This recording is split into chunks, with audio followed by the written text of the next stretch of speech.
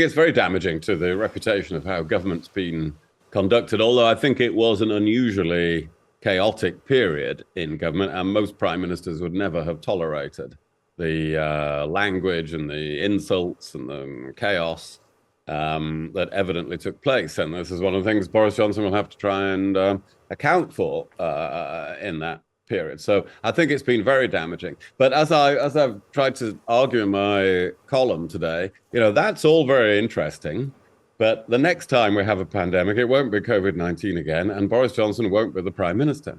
So there is a limit to the usefulness of going into the last detail of all of that. Let's talk about Boris Johnson. You remember him? He's going to be at the COVID inquiry tomorrow and Thursday. We're going to play it live on Times Radio, all of it. So you'll get the WhatsApp messages.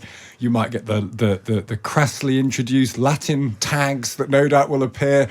You'll get the full experience of Boris Johnson before the inquiry. William's written a column about it. Kezia, before we get to William's column, this COVID inquiry, at one level, it is doing lots of different things.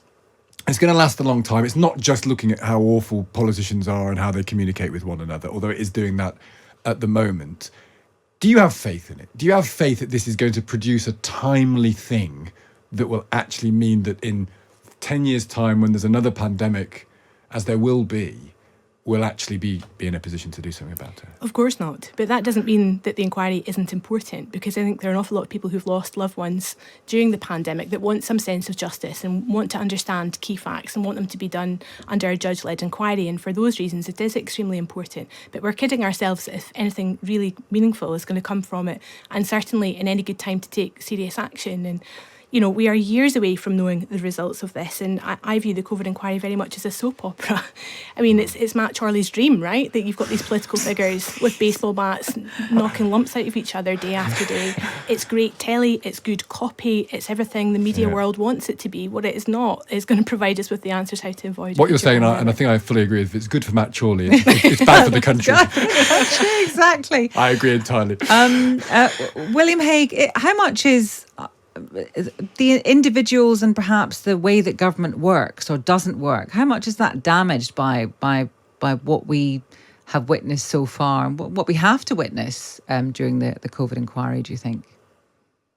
Oh, I think it's very damaging to the reputation of how government's been conducted, although I think it was an unusually chaotic period in government, and most prime ministers would never have tolerated the language and the insults and the chaos that evidently took place. And this is one of the things Boris Johnson will have to try and account for in that period. So I think it's been very damaging. But as I've tried to argue in my column today, that's all very interesting.